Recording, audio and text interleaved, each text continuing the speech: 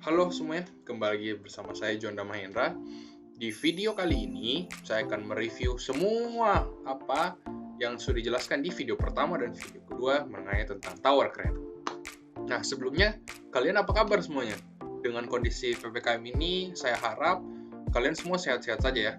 Doa yang terbaik untuk kalian semua, para viewer, pada penonton, dan keluarga-keluarga kalian, dan semua teman-teman kita, teman-teman kalian, semua doa yang terbaik untuk kalian supaya tetap sehat. Semoga pandemi ini cepat selesai dan PPKM yang dilaksanakan di Jakarta dan di Jakarta kembali dapat berjalan dengan baik. Teman-teman,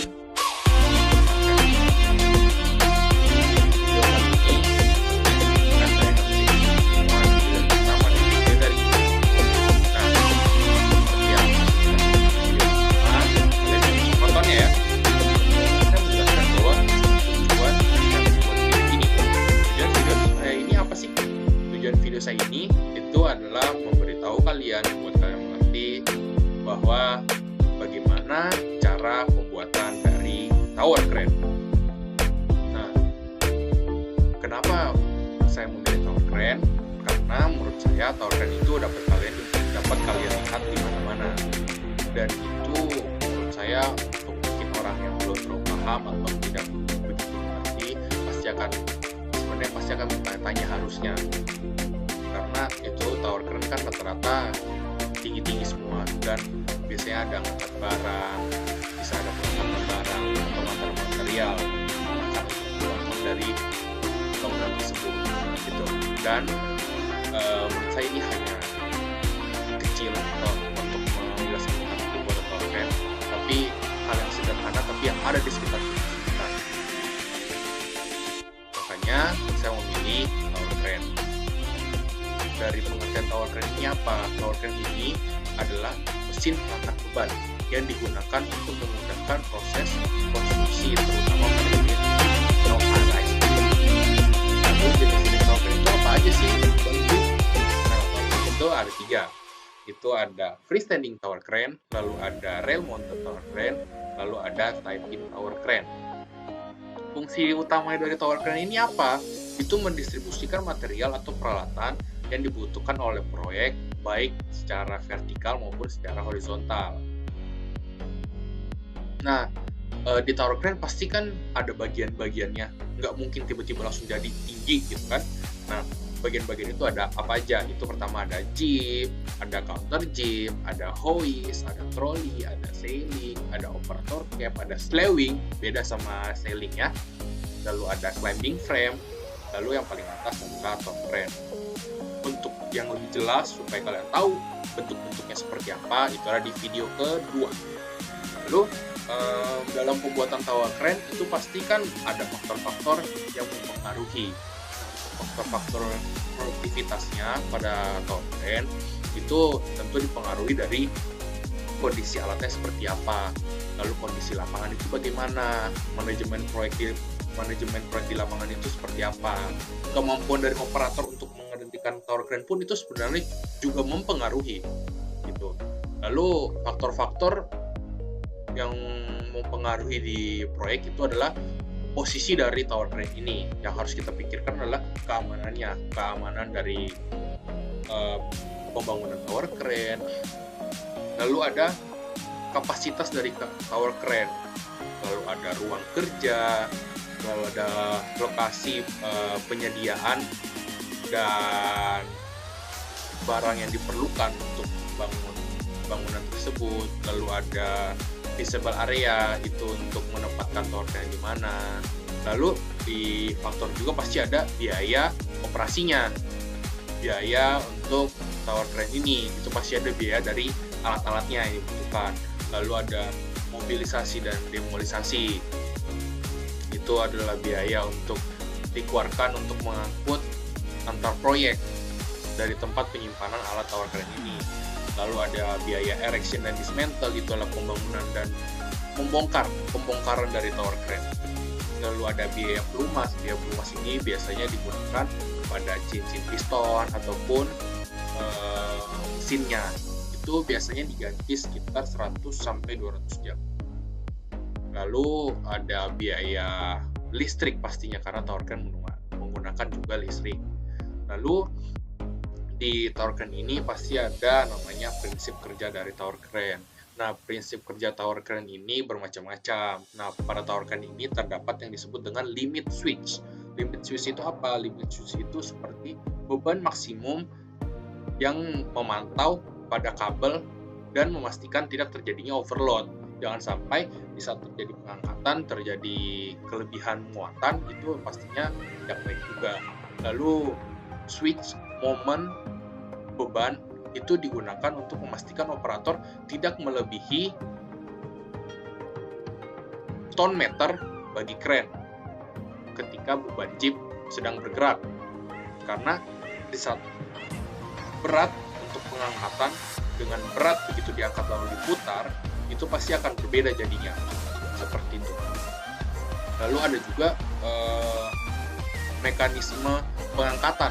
Ini mekanisme ini digunakan untuk mengangkat dan menurunkan beban sesuai dengan yang dibutuhkan, seperti itu. Lalu tentu juga ada waktu siklus.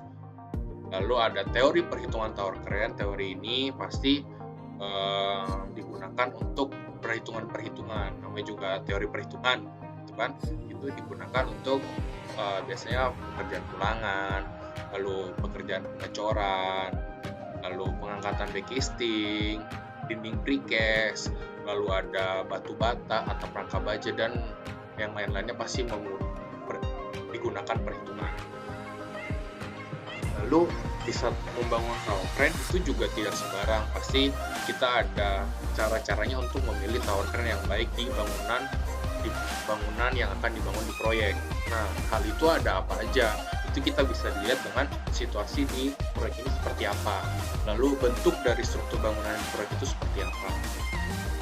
Ketinggian struktur bangunan dikerjakan harus kompatibel dengan tower crane yang akan kita gunakan.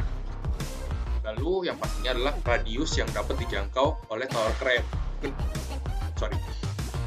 Kenapa kita harus memperhitungkan itu? Karena jangan sampai tower crane ini tidak dapat menjangkau bahan atau material yang akan kita gunakan untuk membangun. Kalau tidak menjangkau kan berarti sama aja nggak efektif dong. Seperti itu.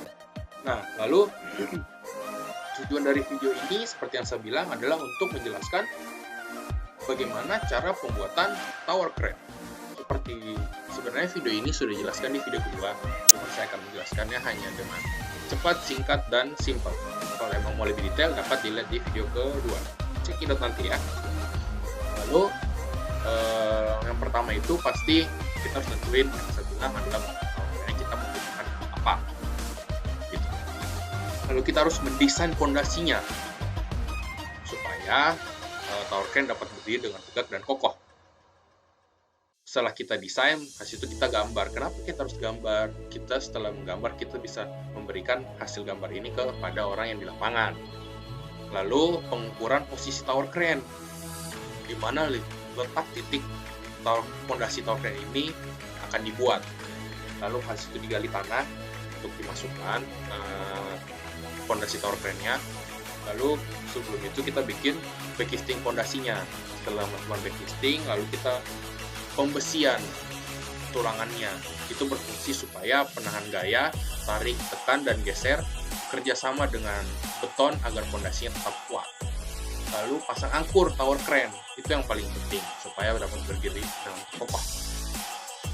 Setelah semua fondasi itu sudah jadi, sekarang waktunya dicor.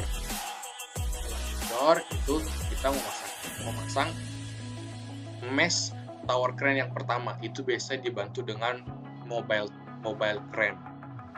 Setelah dipasang dengan antara fondasi dengan mesh section yang pertama, itu biasanya dipasang di bawahnya itu terdapat join pin crane, atau biasanya disebut join atau pin, ya tergantung masing-masing proyek seperti apalah. Sudah itu lalu dipasang climbing frame. Climbing frame ini bisa dibantu dengan mobile crane juga. Climbing frame ini digunakan atau berfungsi untuk membantu pemasangan mesh pada tower crane. Seperti video yang sebelumnya, kalau nggak ngerti climbing frame itu seperti apa, kalian bisa melihatnya. Oke, lalu kita memasang ruang operator. setelah memasang ruang operator, kita memasangkan yang paling atas yaitu top tower. Setelah memasangkan top tower, lalu kita bisa memasang jeep dan counter jeep. Setelah semuanya sudah jadi, nah di sini adalah waktu yang paling menyenangkan buat saya. Kenapa? Karena di sini tower crane ini akan membangun dirinya sendiri dengan alat climbing frame ini. Dengan membangun diri sendiri itu bisa mencapai ketinggian bangunan yang diinginkan pada suatu proyek. Nah, setelah jadi, tower crane dapat digunakan dengan baik dan sesuai dengan efektivitas yang diperlukan. Nah, sekian dari video saya. Video saya sudah sampai di sini. Dari semua video 1, 2, dan video ketiga ini, menurut saya tower crane ini adalah hal yang paling simple dan dapat kita temukan di mana-mana.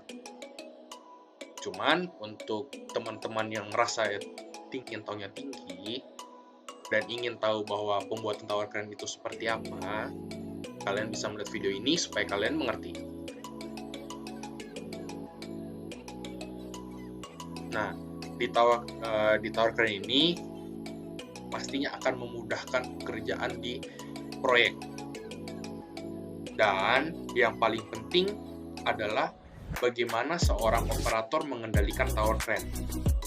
Semua efektivitas, semua cara dia melakukan dalam mengerjakan tower crane, menurut saya tergantung dari operatornya. Operator yang berpengalaman akan cukup membantu dalam membangun ataupun membantu dalam